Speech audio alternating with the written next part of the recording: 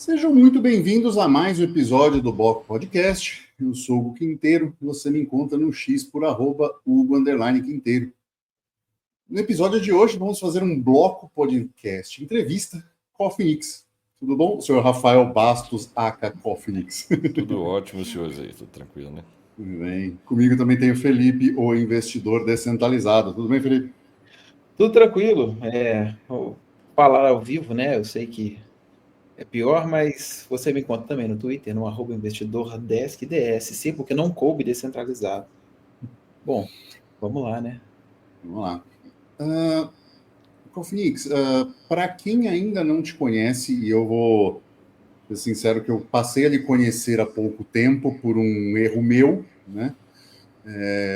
Deveria estar mais próximo a esse tipo dueto cypherpunk, que eu tento sempre me aproximar mais por questões ideológicas, inclusive até para os que estão só me ouvindo, né, da tua bandeira aí atrás do libertarianismo. Essa, inclusive, é a bandeira que eu tenho na minha sala de treino, né? Então, toda vez eu estou treinando, eu estou olhando, porque faz parte do ethos que a gente mantém e que o Estado, de certa forma, colocou a gente nessa situação de busca de algo mais livre. Mas para quem ainda não te conhece, se apresenta um pouquinho. Eu sou conhecido de várias formas, né? Eu sou conhecido como o Rafael, né? Rafael Bastos. Sou conhecido como Cofnix por causa da minha participação na cultura hacker brasileira, né? E também já promovi eventos de software livre, open source, escrevi livros sobre isso, né? E eu sou conhecido de várias formas, né? Mas o mais conhecido é como o maluco do Biochip, porque tentei um projeto de lei me citando nominalmente. E foram 3 projetos de lei, né? Então eu fiquei mais conhecido na televisão há cerca de 12, 13 anos atrás, né? Divulgando justamente tecnologias que são consideradas para alguns religiosos coisa do capeta e para alguns que são mais técnicos uma tecnologia revolucionária, né? Então tem várias formas aí, mas vocês podem me buscar em qualquer rede social por Cofne que vocês vão achar, né? Recentemente você vem fazendo o que a bolha maximalista chama de espalhar foods, né? Sobre fragilidades técnicas do Bitcoin, que a gente, de certa forma, aborda aqui e coisas tentando levar para o público geral da forma mais simples possível, mas você traz abordagens bem mais densas e complexas, inclusive com códigos. Pode falar mais recente aí, os problemas mais recentes que tiveram?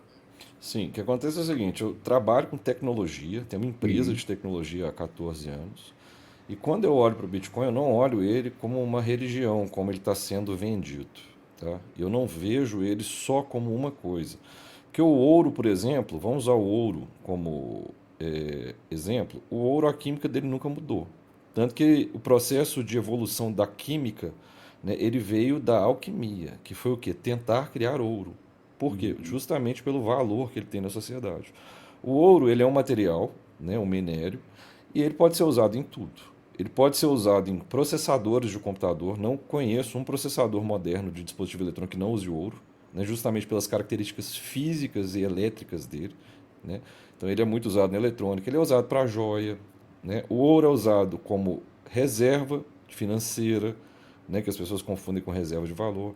Então as pessoas guardam dinheiro estocando ouro em casa físico, e também ele pode ser usado como um ativo, né? Então é comum você ir no Banco do Brasil comprar ouro e nunca encostar num ouro físico. Você tem um papel, um contrato falando que você tem ouro, né? Então o ouro pode ser usado até para especulação, arbitragem, lucros de trade, tanto que o comportamento do preço do ouro ele já foi comparado a um esquema de pirâmide, não só o Bitcoin, o ouro também. Então eu vejo o Bitcoin da mesma forma. Ele é um pedaço de código que prometeu no white paper ser uma tecnologia revolucionária para ser um escudo de pobre, né? E hoje ele é usado para diversos fins, nada contra isso. O que me assusta e espanta com o Bitcoin são as vulnerabilidades que ele tem no código, justamente pelo medo, né, que os desenvolvedores têm de atualizar esse código, pelo preço da unidade do Bitcoin, né? E são falhas que são documentadas desde 2011. Essa falha que eu voltei a falar dela, do CDSA, é uma falha que desde 2011 é discutida nas Bitcoin Talks.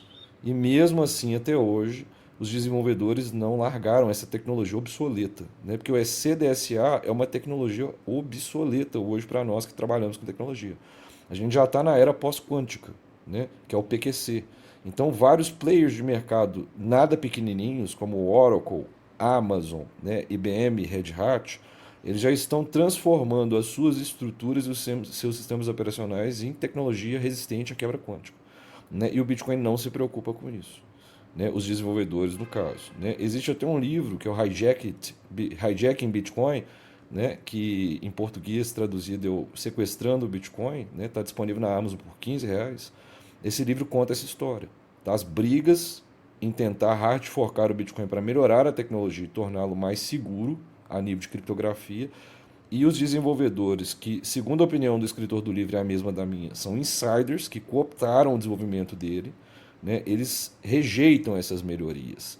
Tanto que no BIP de 2021, quando foi aprovado o Taproot, foi proposto, né, o CoinSwap. O CoinSwap nada mais é que uma tentativa de obfuscar a origem das transações do Bitcoin, semelhante ao que o Ring-CT do Monero faz.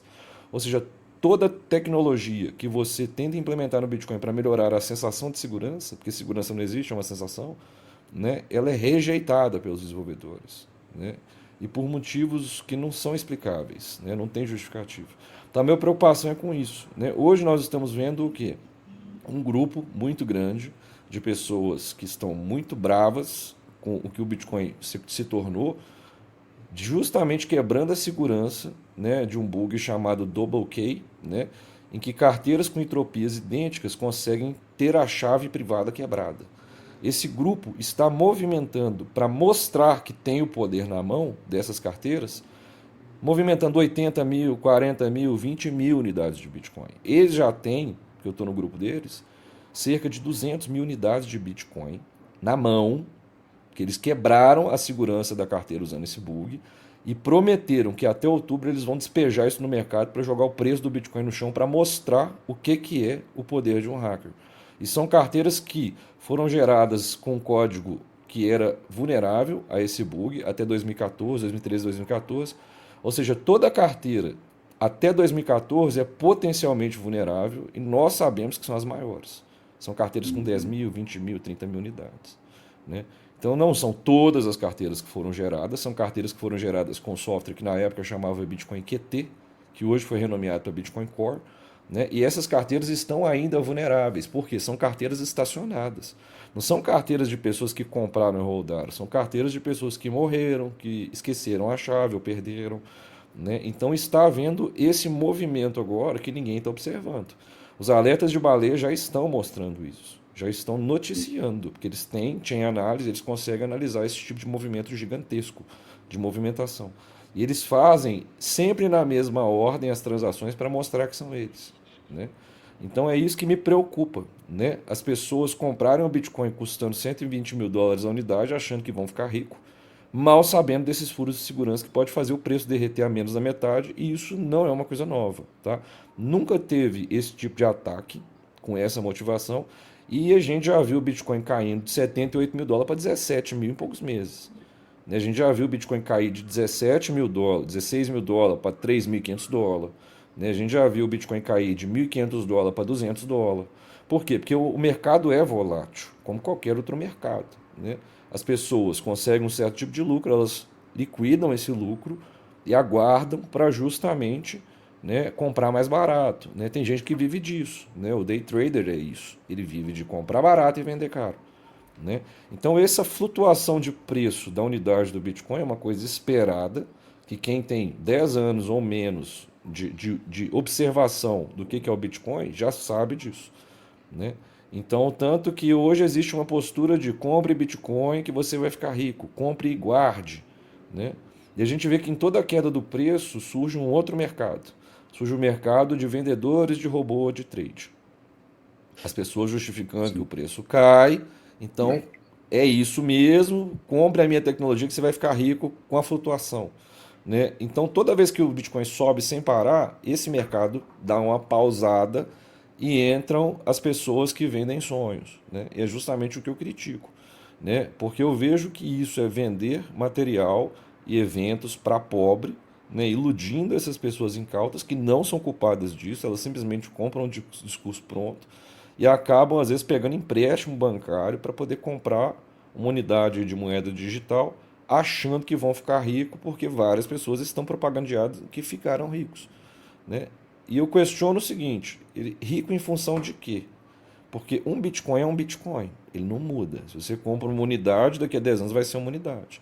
É sempre o olho do lastro em fiat money, né? Então as pessoas sempre buscam enriquecer em fiat money comprando essa moeda, né? E um discurso muito perigoso que eu tenho observado de uns anos para cá, que eu até brinco que são os profetas, né, do Bitcoin, que é justamente vender sonhos do tipo, com frases prontas, né?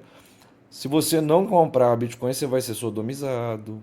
Sua filha vai ter que se prostituir para colocar comida na mesa. Se você, porque você não comprou Bitcoin na hora que eu falei que era para comprar.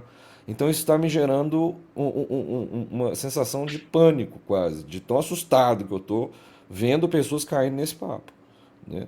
Pessoas que vendem cursos de Bitcoin para enriquecer, andando de lancha para mostrar que é rico. Mas eu pergunto, quem financia isso? Quem financia esses rolés da lancha? Eles venderam o Bitcoin para ter o dinheiro ou alguém por fora está pagando esse rolê? É o que eu até brinquei, follow the money, né? As pessoas não param para pensar nisso, né? Então é essa a minha crítica. As vulnerabilidades do código e os que eu chamo de maximalistas, eles têm pânico quando ouvem a palavra hard fork. Hard fork nada mais é que uma atualização da estrutura.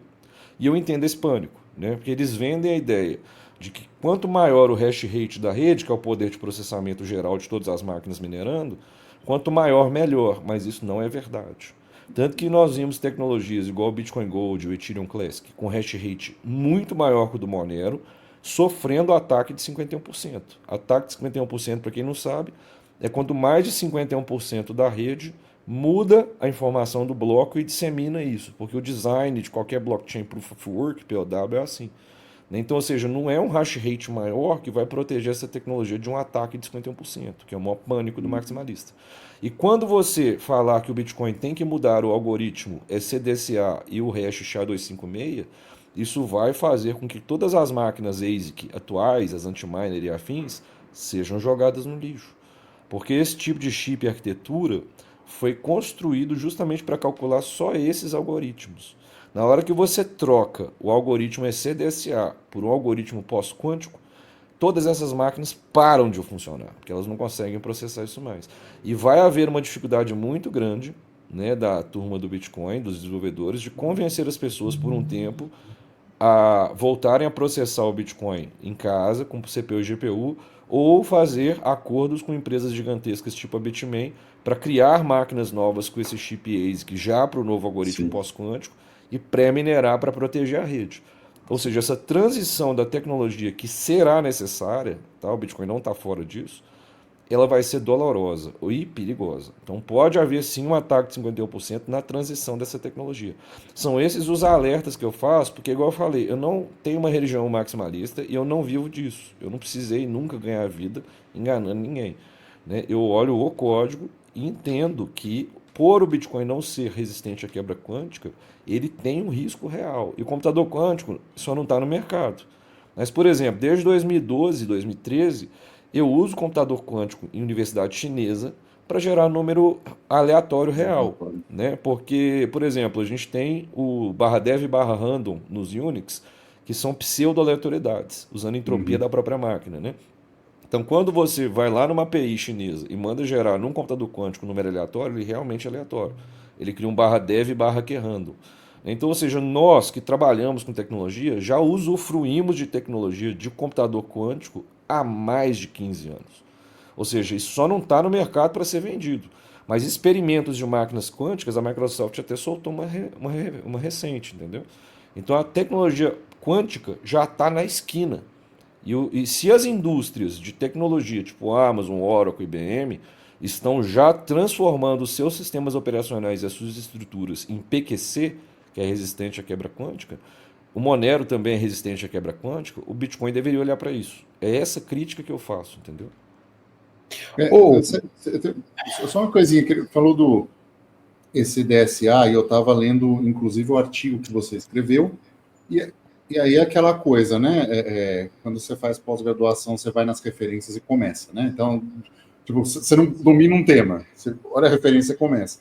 E tem um artigo do ano passado mostrando justamente a quebra desses passos, né? Porque são 20 e poucos passos, não é isso? Se eu não me engano. Não, são 64 steps, ou Isso, rounds. A gente não isso, fala steps, a gente fala rounds, né? Que é o rounds. certo termo. São 64 rounds o SHA-256 do Bitcoin. Foram quebrados 31. Desculpa, 33. 33 quebrados. Né? Ou seja, questão de tempo e máquina. Né? Porque hoje, com a capacidade computacional que a gente tem, hoje só conseguiu quebrar 33 rounds. Né? Então, ou seja, eu prevejo que até 2040 as máquinas domésticas não precisam ser quânticas, elas vão conseguir quebrar 64 rounds. E para que? Assim, E por isso só a para mudança mostrar necessária do Bitcoin, entendeu? o tempo, né? Assim, o artigo mostra, em 2013 eram 2 ou 3 que se quebrava. Então, assim, em 10 anos se quebrou esses rounds. Por mais que eles sejam, e eu acho que vale trazer isso, por mais que eles sejam exponenciais em proteção. 2 elevado a 218, ou seja, é um número quase impossível de se quebrar quando você olha. É Que grande, foi o argumento de Satoshi, inclusive. Sim, Né? Mas é possível. mas se você olhar esse salto todo, né, de 30 rounds em 10 anos, quer dizer, não chega a 2140, né? Esse é Entendeu o qual que é a ponto. preocupação real? E essa discussão não é nova, igual eu falei, é desde 2011. E quem discutia isso são dois caras que são muito bons. Um deles é Nick Szabo, que é um defensor do Monero publicamente. Se você for no Twitter do Nick Szabo e buscar por Monero, você vai ver que ele defende o Monero há muito tempo. O Nick Szabo é o cara que criou o smart contract, que é utilizado no código do Bitcoin. Ou seja, não é qualquer um falando. O outro cara que sempre questionou para o Satoshi Nakamoto, o grupo que criou o Bitcoin, o uso do SCDSA por ser inseguro é o DJB, o Daniel J. Bernstein, que é o criador do primeiro algoritmo pós-quântico do mundo, que teve perseguição do governo norte-americano, igual o criador do PGP teve, né? Que palestrou no NIST com a bandeira anarcocapitalista falando fuck the state, eliminate the state.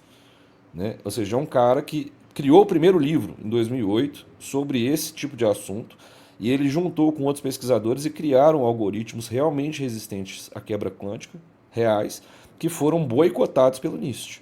Porque o NIST não tem interesse, né, de criar tecnologias inquebráveis. Tanto que o SHA-1 foi descoberto colisão de hash dele, e a NSA e o NIST falavam que o SHA-1 era inquebrável. Né? E o SHA-1 foi quebrado. E a NSA e o NIST criaram o SHA-2, que é justamente o SHA-256 usado no Bitcoin e o ECDSA. Então, ou seja, quando o NIST e o governo norte-americano e a NSA defendem um algoritmo, eu desconfio. Eu quero usar algo alternativo, tipo o ED25519, né, e por aí vai. Né? Então, são dois caras que não são amadores, que sempre questionaram essa decisão de usar o SCDSA. O Satoshi sempre respondia que ele era inquebrável, matematicamente impossível. E eles lembraram para ele que um dia teria computação quântica e a lei de Moore é dura, ela é real. A cada 1 ano e meio dobra a capacidade computacional. E a gente vê que a lei de Moore já foi quebrada com a Apple, com os chips Apple Silicon. Né? O M4 mesmo dobrou a capacidade computacional em 1 ano. Não precisou de 1 ano e meio, referente ao M3. Né? O M4 Max dobrou o poder de processamento e a eficiência energética, inclusive. Ou seja, a lei de Moore, baseada nela, eu estimo que de no máximo 15 anos vai ser quebrado os 64 rounds do ECDSA. Pela lei de Moore, é só fazer conta. Entendeu? O problema é que eu sei fazer conta e isso me frustra, porque eu vejo o pior cenário possível. E a minha empresa, e eu vivo disso, né? Eu vivo de prever o pior cenário para justamente proteger tanto a infraestrutura das empresas quanto a segurança cibernética. E eu falo que eu costumo acertar em muita coisa, entendeu? No pior cenário. Então, o pior cenário é, sabemos que um dia o SCDSA será quebrado, seja por computador doméstico, seja por computação quântica, porque há a possibilidade. Ele não é feito para ser resistente à quebra quântica. Né? A questão é quando. Né? Só essa a pergunta. Quando será? Não sabemos. Entendeu? Eu fiquei pensando até uma outra parada aqui, cara, do que você estava falando. Às vezes, na questão dos desenvolvedores criarem ou mudarem o código do Bitcoin, também está muito atrelado, estou supondo, né, ou sugerindo, que às vezes eles têm até algo, né, com essas grandes empresas mineradoras, porque se os caras mudam, essas empresas elas vão ter um puta de um retrabalho, ou para, né, fazer tudo de novo, para manter o hash rate alto, etc. E às vezes muitas pessoas que estavam na dúvida vão sair desse negócio. Então, tipo assim, aqui, o colega, mexe nisso não, entendeu? Eu Deixa. concordo com o senhor, doutor Felipe, e dou mais uma informação, né? Esses desenvolvedores não são anônimos, como o Monero tem desenvolvedores anônimos, então É. qualquer mudança no código que gere prejuízo financeiro, eles estão colocando o alvo nas suas próprias costas. Eles vão ser caçados e até mortos, caso eles façam algo no código que gere um prejuízo financeiro. E é o que eu brinco que quem tem cu tem medo, né? Desculpa o É, palavrão, mas Mas é. entendeu? Os caras não mudam o código por medo. Tanto que o Bitcoin nunca teve uma mudança estrutural, né?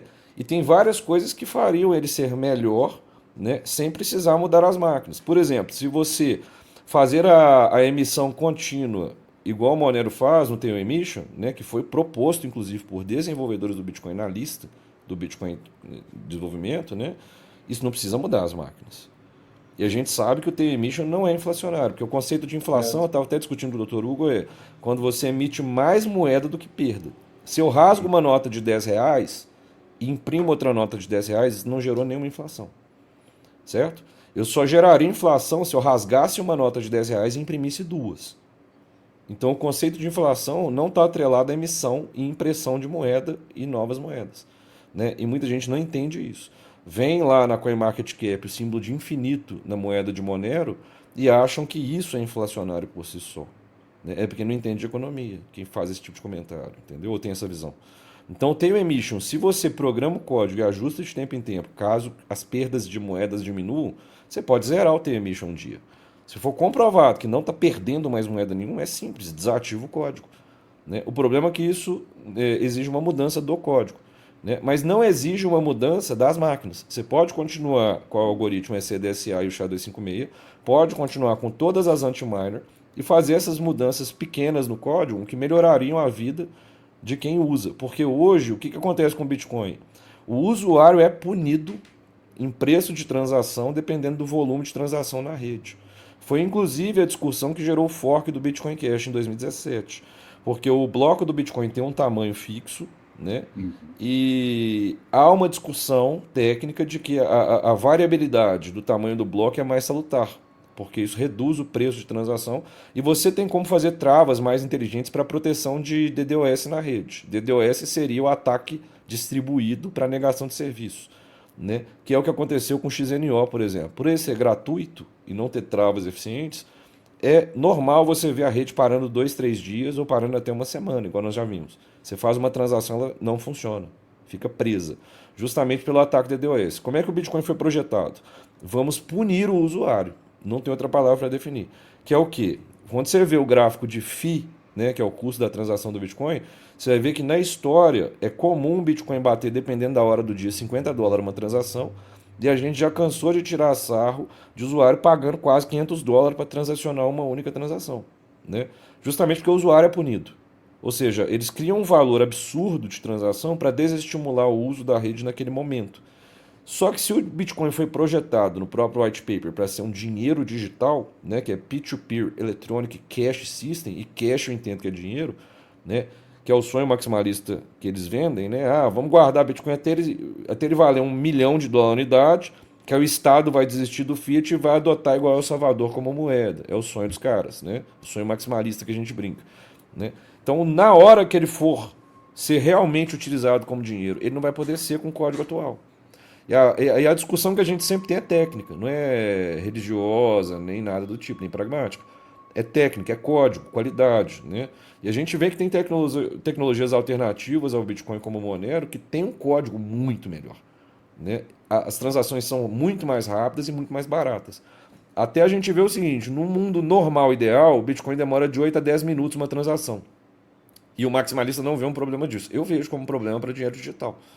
Porque nós temos o cartão de crédito e o Pix, que é literalmente instantâneo. É menos de um segundo uma transação de cartão de crédito e o Pix é de 1 a 2 segundos, né? Então a gente vê que sim, a velocidade de transferência importa e não só isso. Como algumas softwares de carteira do Bitcoin permitem que você defina, né, igual de Ethereum, o quanto você quer pagar pela transação, podem ter transações que vão ter que ser reembolsadas, o refund do código. Porque demora tanto tempo para processar que ela tem que ser devolvida. Né? Então, se você tiver com uma transação custando $3 a transação, e você definir que você só quer pagar $1, só quando a rede tiver a transação custando $1 que ela vai ser efetivada. Caso contrário, ela não vai ser. Né? Porque a mineração do Bitcoin funciona dessa forma. O estímulo econômico. Então você pagou mais, sua transação funciona mais rápido. Então, se, por exemplo, a transação está hoje $4 e você paga 8, ela vai ser muito mais rápido o processamento dela. Né? Que é justamente o que eu falo. O usuário é penalizado por usar a rede Bitcoin por um código mal feito. Né? O Bitcoin deveria repensar essas lógicas e essas mudanças não exigiriam a troca das máquinas nem dos algoritmos. Só exigiriam ajustes no código para tornar o usuário menos penalizado. Né? Hoje, para você fazer uma transação de Monero, custa menos de 0,03 centavos de dólar. Ou seja, você precisa de 3, 4 transações de Monero para pagar 1 centavo de dólar. Né? E a gente tem essa possibilidade técnica do Bitcoin. Basta mudarem o código e não exigir a troca das máquinas. É esses pontos que eu bato e o maximalista não entende. E ele ainda responde na rede social: não, mas eu não me importo com isso. Eu não me importo que ele demore 10 minutos. Eu não me importo que custe $4. Mas se é para ser usado como dinheiro, isso importa. E para mim importa. Entendeu? Um pensamento. É que você levantou um ponto importante aqui de dinheiro, cara. A gente, todas essas propostas que você colocou mexem com poderes muito centralizados e muito poderosos na rede. Você não acha que, de certa forma, isso já foi... Nós entramos num ponto sem volta de coaptação, ou seja, se você faz uma proposta dessa, você está mexendo diretamente com uma indústria bilionária de mineração, com ASICs bilionários, né? Então, assim, e centralizada, não tem outra palavra, né? A gente está falando de duas pools com mais de 50%, nós estamos falando de chain analysis que consegue olhar qual foi a máquina em qual lugar do planeta que encontrou o bloco. Então, um desenvolvedor que é público, né? Assim, eu fiquei chocado quando eu entrei no GitHub do Bitcoin, que assim, se você quiser mandar qualquer coisa, você tem que fazer uma lista de e-mail, cadastrar Gmail, ou seja, você coloca a tua cara em todos os lugares, você se doxa até onde é possível para fazer uma simples sugestão. Então imagina quem é o cara que vai pegar a BIP e implementar. São alvo nas costas de uma indústria que já tem $1 trilhão. Deixa eu te provocar com uma outra coisa. A indústria que mais está se beneficiando com Bitcoin hoje, com o lucro deles, são os bancos. Hoje são os bancos e os grandes investidores. Qual é a real vontade que os bancos têm de trocar o cartão de crédito pelo Bitcoin? Para mim é zero. Porque o tanto que você tem de lucro com as transações de cartão é absurdo. Né? Algumas maquininhas chegam a 2, 3% da venda de roubo, né, que não tem outro nome, de parte da venda, justamente pelo custo da operação usando cartão de crédito. Então o maior lucro dos bancos hoje é com cartão de crédito. Esse tipo de player não quer ver esse lucro sendo zerado. Então para eles não é nada interessante que o Bitcoin, por exemplo, substitua o cartão de crédito. Entendeu? É esse um ponto que eu bato também. Qual é o interesse dos bancos? O banco bota o Bitcoin para vender lá. A gente vê no Nubank, no Mercado Pago, vários bancos convencionais já vendendo Bitcoin. Você compra Bitcoin nesses lugares, nesses aplicativos bancários, entendeu? Qual é o interesse deles de ter um dinheiro digital, Bitcoin como dinheiro? Para mim é zero. O interesse deles é que ele seja vendido como se fosse um ouro digital, entendeu? Então você tem uma resistência, né, dessas instituições. E da mesma forma que a indústria de laboratório de remédios, né, e a indústria da medicina compra e coopta médicos para venderem certos tipos de medicamento, eu não duvido que certos desenvolvedores estão ganhando muito dinheiro para atrasar o desenvolvimento do Bitcoin como um todo, entendeu? Que é justamente o que o próprio livro Bitcoin Hijacked denuncia. Né? Insiders dentro do projeto Bitcoin atrasando a evolução da tecnologia para que ele se mantenha engessado. É essa uma crítica que o livro faz e eu concordo com ela, entendeu? Você falou, cara, a gente está falando a parte de dinheiro, né, do uso do Bitcoin como dinheiro, dos blocos, etc. Veio uma coisa que eu vou chegar nesse ponto porque uma vez uns maximalistas me responderam isso. E a sua opinião sobre o uso de Lightning Network nesse caso? É inútil, né? Porque ela tenta ser um Pix, mas não tem segurança e não tem anonimato. Se ela fosse uma tecnologia bem feita, né? O Light Network, ele sequer tem um protocolo definido na IETF, né? E na IEE, que são dois órgãos que normatizam todos os protocolos, né? Ele não é nada hoje, ele é um rascunho. Tanto que quando você vai, tanto no white paper quanto no GitHub da Lightning, tá bem claro que é um rascunho de uma tecnologia que é promissora. Realmente pode ser um dia. A Lightning eu não vejo ela como um software, nada diferente de um software de carteira com esteroides, com certas features internas e com uma rede própria. E eu vejo mais pessoas tendo problema de segurança e quebra de privacidade com a Lightning do que com o próprio Bitcoin. Que o Bitcoin, cada carteira é obfuscada, né? É o que a gente chama, não é anônima, é pseudo-anônima, né? Então você tem os endereços do Bitcoin, uma obfuscação da identidade, né? Você não tem uma proteção de privacidade. E a Lightning tem o mesmo caminho. A Lightning não é anônima, não é privada. E o que eu vejo na prática no mundo real são pessoas perdendo dinheiro com a Lightning porque colocaram o Bitcoin de verdade num node e esse node some do ar e some com seu dinheiro. É isso que a gente vê na prática acontecendo com a Lightning. Nem só isso, né? Várias bibliotecas de softwares recebendo injeção de código malicioso para justamente tentar quebrar esse tipo de carteira. E aconteceu recente com a LibLZMA, né, do XEUtil. Foi injetado por um insider, né, um código malicioso na XEUtil que justamente criava brechas de segurança que o objetivo era quebrar carteira de criptomoeda. E isso aconteceu ano passado. Então, ou seja, era um desenvolvedor que estava há mais de 3 anos contribuindo com código real e legítimo e do nada ele injetou esse código malicioso. E quem descobriu não foi nem a equipe do código. Foi um nerdola, né, que percebeu que após atualizar o sistema, o acesso SSH aos seus servidores ficou muito lento.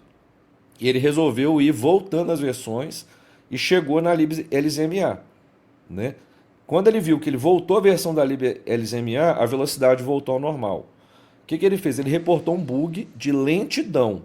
Quando os desenvolvedores foram analisar esse bug, eles viram o código malicioso.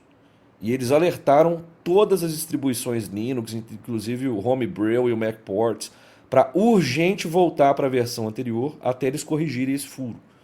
Então, ou seja, códigos maliciosos sendo injetados em softwares open source legítimo é uma prática comum, né? A gente vê várias bibliotecas do Python, né, que são distribuídas via pip, sendo injetados malwares, né, de tempo em tempo.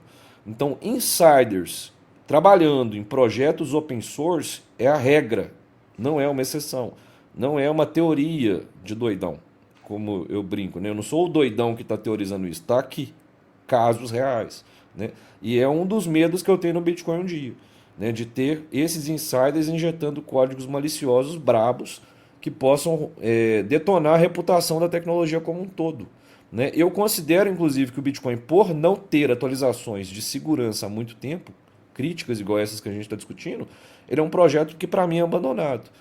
E eu faço analogia ao projeto X11, né? O X11 é um projeto que não tem atualizações sem ser críticas há 2 anos, quase 3. Né? E tanto que a indústria está levando para um concorrente que é o Wayland para fazer essa atualização, para mudar e abandonar esse projeto. Então, pelo tempo que o Bitcoin não faz atualização estrutural na tecnologia, né, eu considero ele o que a gente chama de abandonware. É um código abandonado que é mantido só por manter. Né? Porque melhoria clara, igual o Monero faz, por exemplo, a cada 6 meses, a gente nunca viu isso no Bitcoin. Ele nunca teve um hard fork real e ele nunca teve a característica principal, tampouco a mudança do algoritmo dele, que é inseguro, sendo feita. Entendeu? Uma pergunta conceitual que a gente centrou no ponto de privacidade, e é algo que a gente discute aqui bastante. Você acha que é possível ter privacidade numa blockchain pública? Sim, o Monero tem uma blockchain pública. Você sincroniza o node dele e ele é privado. O que acontece no Monero é o valor da transação só as duas partes que transacionaram têm as chaves, que é o que a gente chama de chave Alice Bob, né? Chave pública e privada. Então, quando eu te transfiro 10 Moneros, por exemplo, só eu e você na blockchain vamos ter as chaves, no caso a minha privada e a sua pública, para justamente você ver o conteúdo, né, do valor, até para justamente o saldo cair na carteira. Quem é de fora não consegue analisar, porque ele não tem acesso a essas chaves público-privada, entendeu? Então, o Monero é uma blockchain pública. Você sincroniza o node e tem a cópia completa. Só que os valores internos são embaralhados. Outra característica que o Monero fez, igual você tem o Ring CT, né, que está até para ser atualizado. Estão trabalhando num código chamado FCMP++ para substituir os Ring CTs, por quê? Já viram que o Ring CT com 16 nodes é insuficiente para garantir a privacidade. Então o próprio projeto falou, vamos endurecer isso mais, que é o que a gente chama de hardening, né? Vamos endurecer a segurança, vamos melhorar. Então hoje no Monero também você tem a obfuscação da origem. E a cada vez que uma transação, por exemplo, eu transferi um Monero para você, né? Essa transação é passada por 16 servidores diferentes, aleatórios, que eles trocam tanto a origem quanto o destino na blockchain. Ou seja, quem está de fora não sabe e você também não recebe o endereço original.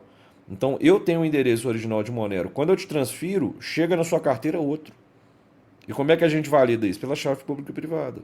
Eu exporto a minha chave pública e te mando ela, né, e você consegue abrir esse conteúdo. Né? Então, ou seja, dá para melhorar a privacidade até em blockchain pública, que é o que foi proposto no Bitcoin e CoinSwap, por exemplo. Entendeu? Então dá sim para fazer blockchain pública e ter privacidade. O Monero já faz isso. Entendeu? Tá. É porque geralmente o pessoal fala, né, do Monero sendo uma blockchain privada exatamente porque só quem vê são as pessoas, os pares que têm essas chaves, entendeu? Uhum. Mas, né, enfim, entendi. Uma outra parada que eu queria te falar, cara, assim, eu queria o seu posicionamento também acerca desse negócio de Lightning, né? Porque, igual eu tava falando, um maximalista me respondeu isso e depois pararam de me responder, porque o pessoal, não sei se foi falta de educação. Eu perguntei exatamente isso, né? Eles estavam fazendo essa crítica, né, ao uso de Monero, e eu costumo falar, né? Gente, é uma ferramenta ótima. E, tipo assim, aí vem os ataques, né? E aí o cara falou, não, porra, você usa Lightning Network, que é totalmente útil, você não vai saber quem mandou, não tem como você olhar no Block Explorer, né, de quem saiu, para onde que foi e tal, e você vai ter essa mesma privacidade. Como que você faria, assim, você consegue dizer como que o cara faria para conseguir achar isso no caso da Lightning? Ou é Eu por sou um meio node e tenho o log. Eu tenho inclusive o IP de quem conectou. Se essa pessoa não passou por um node Tor, né? E o node Tor também não é segurança, tanto que o Silk Road foi quebrado via Tor. É isso Né? que eu ia te E falar, você falou no o início. governo norte-americano, inclusive, tem nodes de Tor. E Para muito. justamente ter, e muitos, para justamente ter o rastreio. Então basta eu ter acesso ao servidor onde está rodando o node da Lightning ou ser o proprietário, que eu quebrei a privacidade. Eu sei quem enviou para quem, inclusive o IP de origem. Então, essa falsa sensação de segurança que a Lightning traz, ela é vendida como segura, mas não é. Na prática, nós sabemos que não é. Né? Não só o dono do node, né, pode saber o real quem enviou e quem recebeu, como o próprio governo norte-americano, explorando justamente brechas de segurança. E se o servidor onde roda o node tiver sistemas desatualizados, há como qualquer hacker de 15 anos de idade quebrando a segurança deste node, logando e pegando os logs. Então, ou seja, eu não considero isso segurança. Entendeu? Um outro detalhe, cara, que você estava falando que é interessante, eu acho que, eu não sei se a gente estava na mesma postagem que a gente estava conversando sobre isso, mas há umas 2 semanas atrás alguém mandou falando que ó, o desenvolvimento do Monero morreu, acabou, não tem ninguém usando. Aí um cara mandou lá um monte de coisa. Eu ia ler, eu ia acessar e ler, só que eu não tive tempo de fazer isso.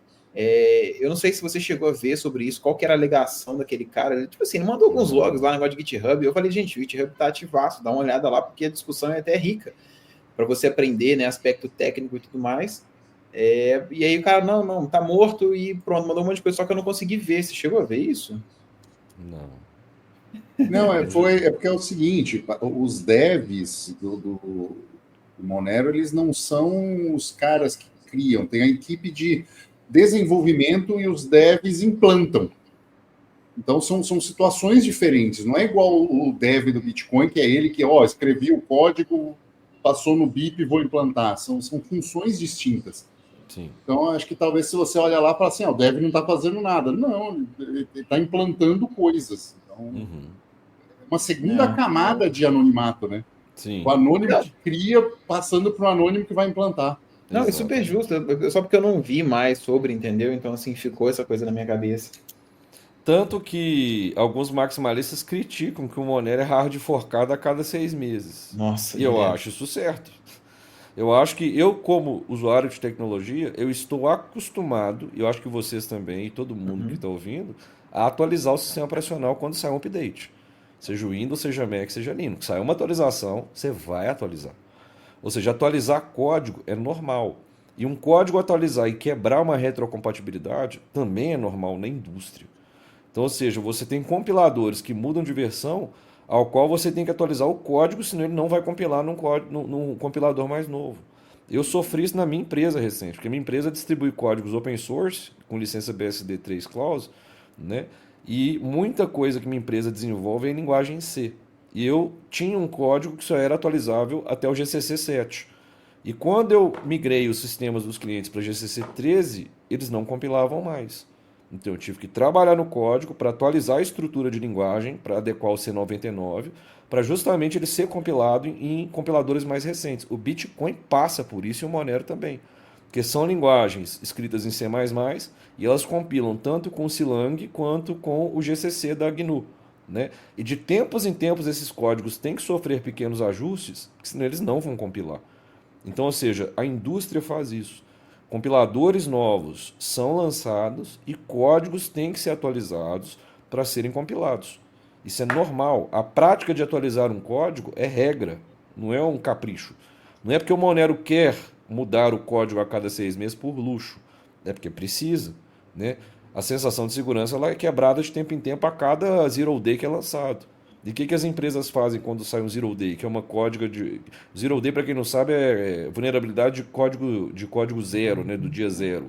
Que é justamente uma vulnerabilidade que sequer tem correção do fabricante. Os fabricantes têm que correr atrás dessas correções. Nós vemos falhas que são descobertas em arquitetura. Ou seja, não é possível você refazer o chip. Você teria que jogar ele fora. Então, o que os fabricantes fazem? Tanto a Intel, a AMD... Eles atualizam um código interno de processador chamado microcode. Né? Até no Intel, quem roda o microcode é o Minix, né? Que é um sistema operacional que o Linux baseou nele. E também você tem atualizações de sistema operacional e de kernel para justamente mitigar essas falhas que surgem. Né?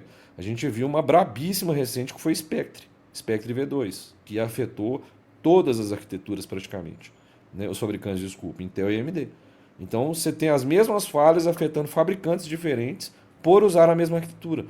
A Apple também não está livre disso.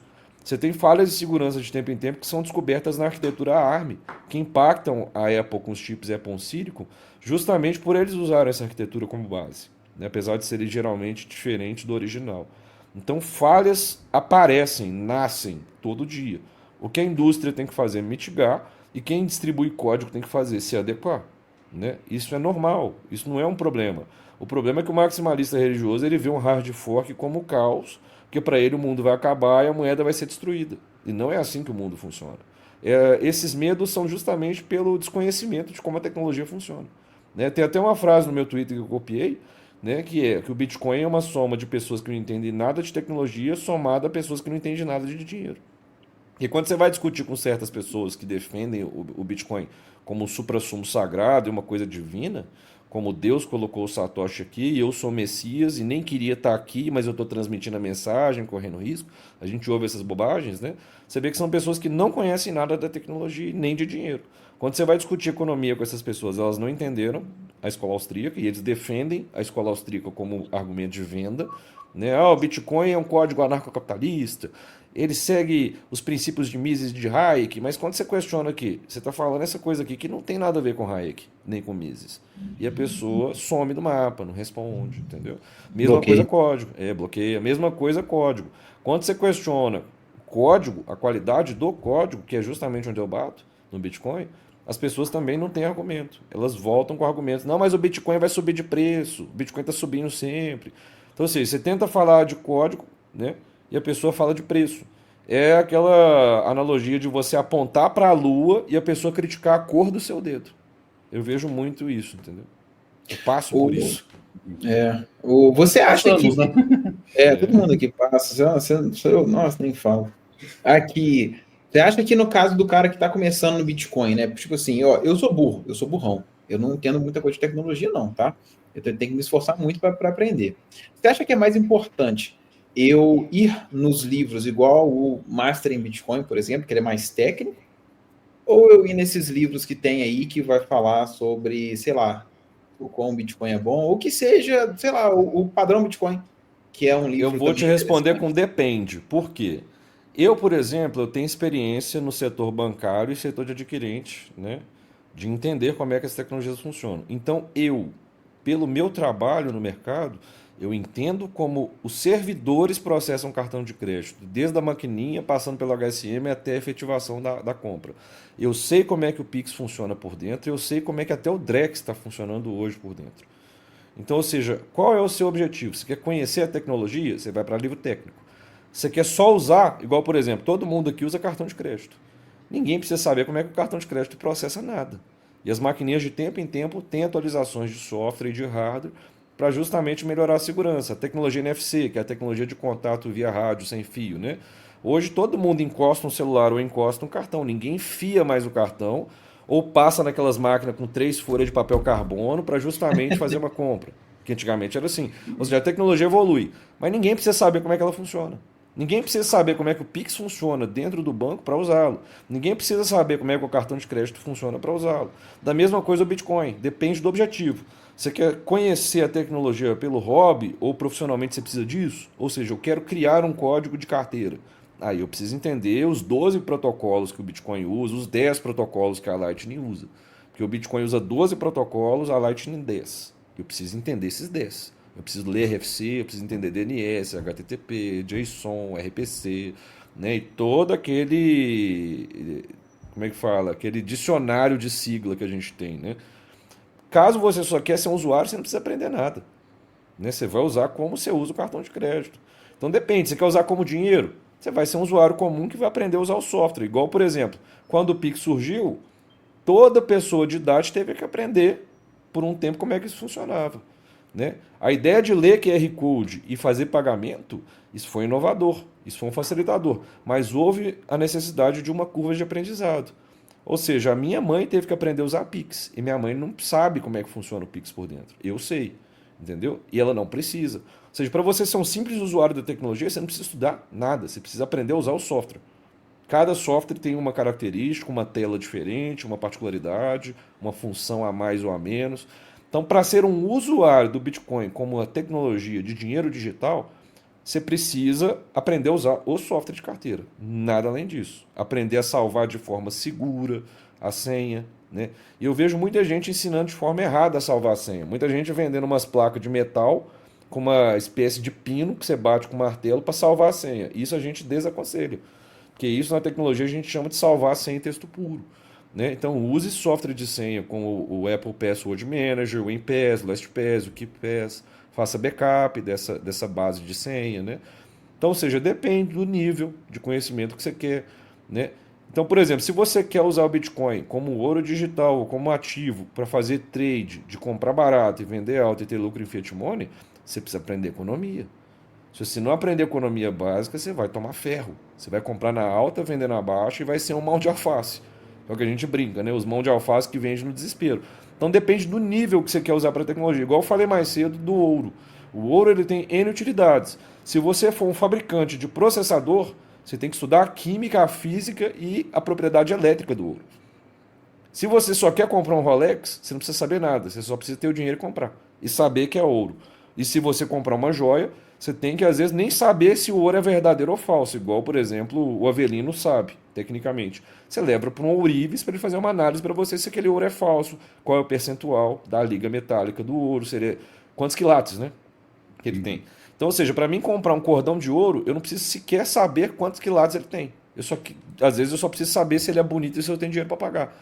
Então, depende, porque o Bitcoin ele tem vários usos hoje. Você vai especializar na área de estudo no que você achar que vai te atender.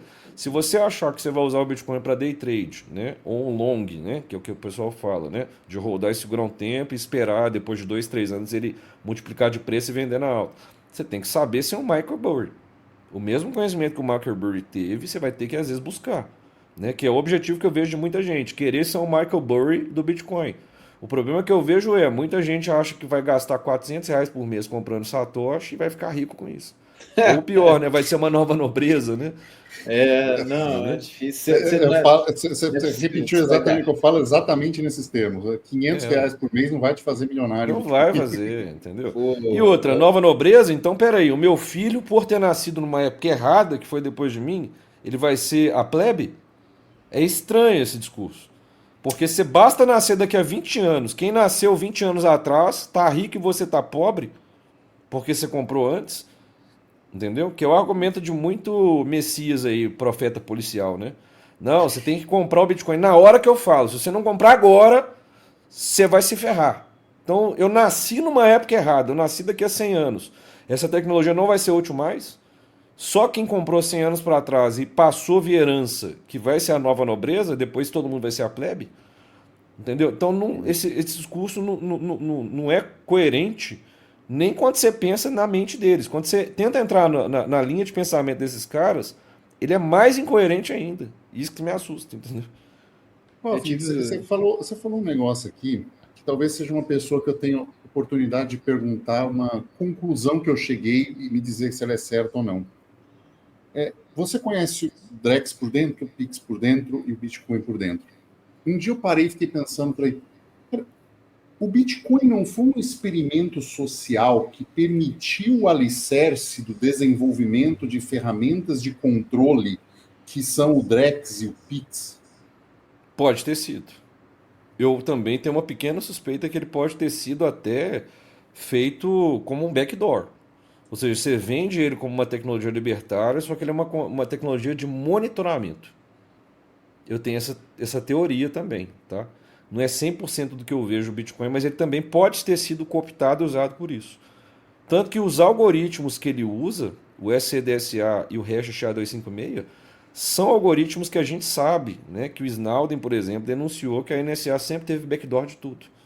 Né? Quando o Snowden lançou para o Wikileaks os documentos internos do governo, ao qual eles exploravam brechas do SHA-1, ou seja, o governo norte-americano já fazia colisão de hash do SHA-1 há mais de 10 anos.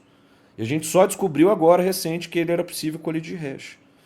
Então, ou seja, eu suspeito que o SHA-2, que é a evolução do SHA-1, é um backdoor da NSA.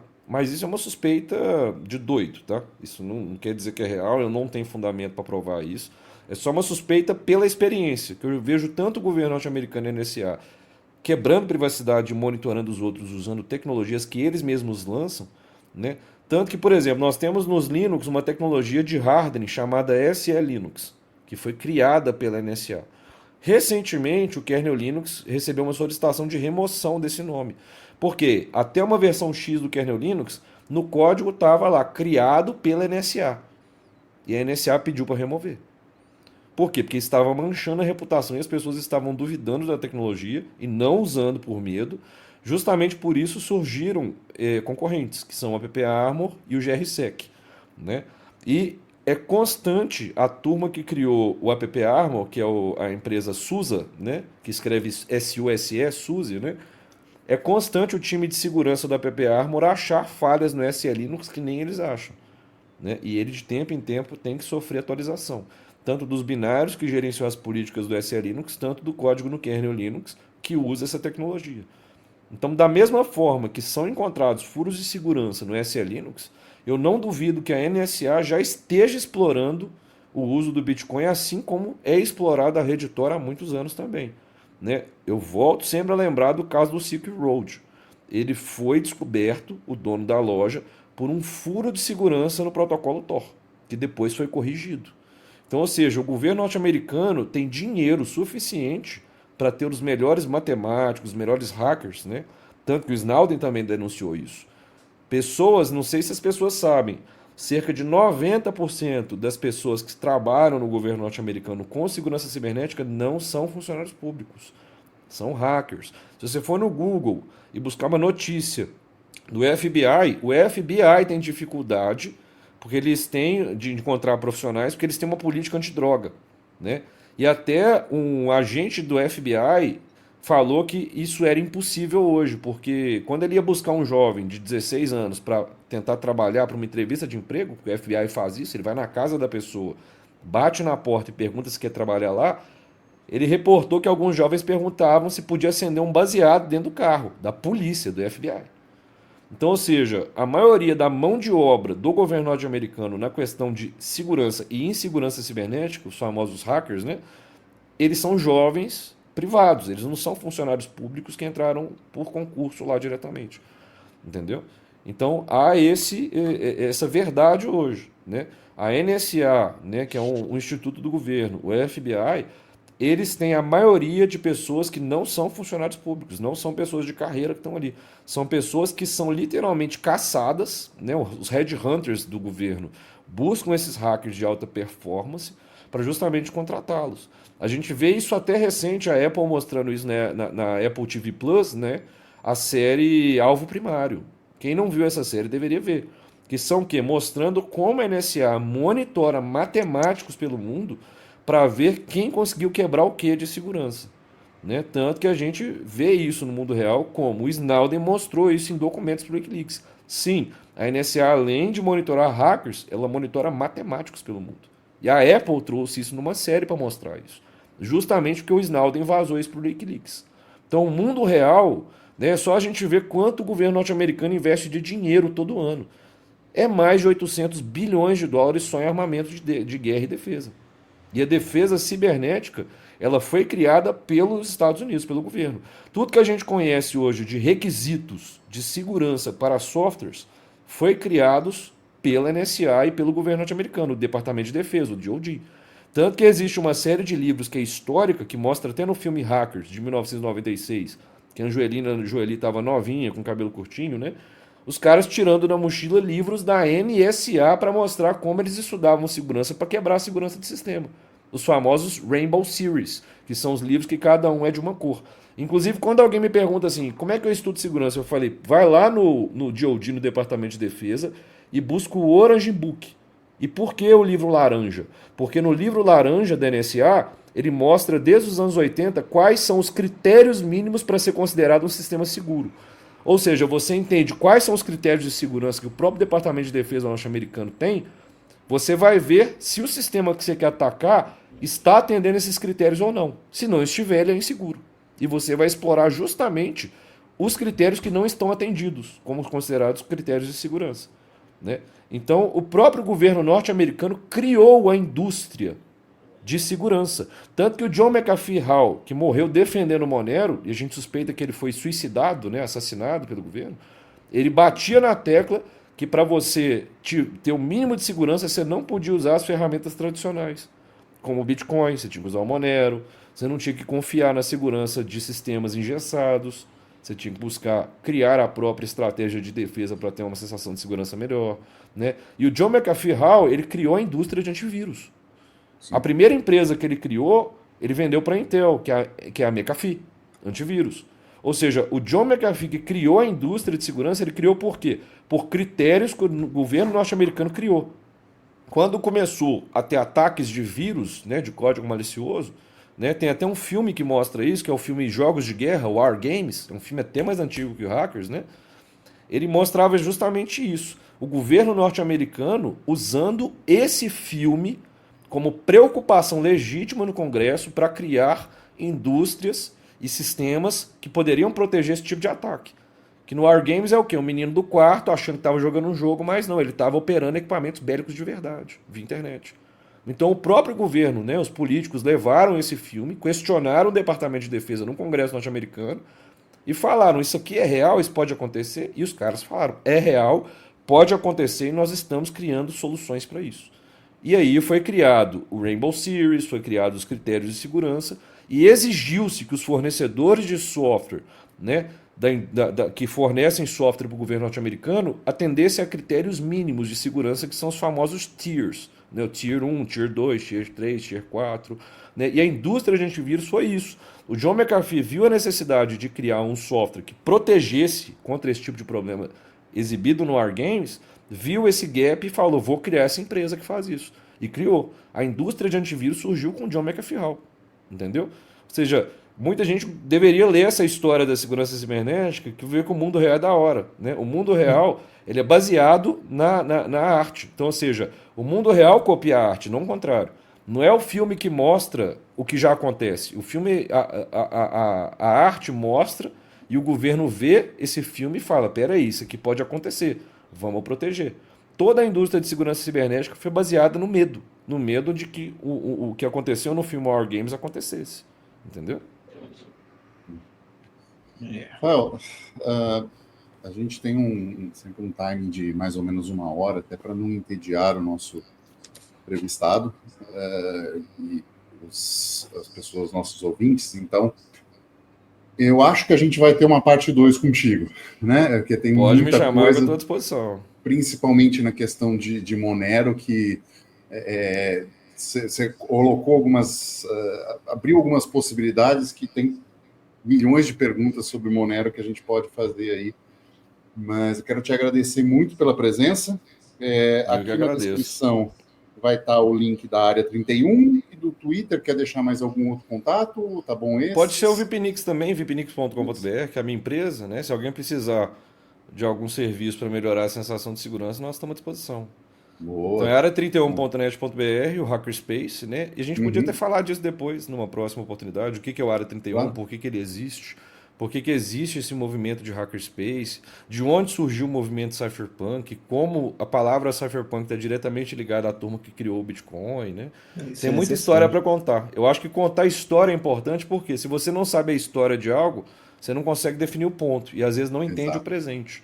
Né? Então, quando as pessoas ouvem eu falar que o maximalista não entende o que é ser cypherpunk, eles acham que é conversa de nerd. Mas é importante lembrar disso, a história. Por isso que hoje a gente bateu muito e eu falei muito de história, de como aconteceu, como é que surgiu, né? Para as pessoas entenderem um pouco melhor. Mas eu agradeço a oportunidade dos senhores, Felipe e Hugo, né? Estou à disposição, a hora que precisar, só agendar e a gente entra em contato e fala mais. Tá? Eu fico agradecido demais e lisonjeado aí pelo convite. Obrigado. Com isso, vamos chegando ao final de mais um episódio. Lembre-se, se chegou até aqui, deixe o seu like, deixe o seu comentário e peça uma parte 2, pô. Né? Ajuda a gente aí, divulguem, porque é um conhecimento que é difícil aí no nosso meio, tá bom? E é isso. Obrigado. Ficamos por aqui e tchau.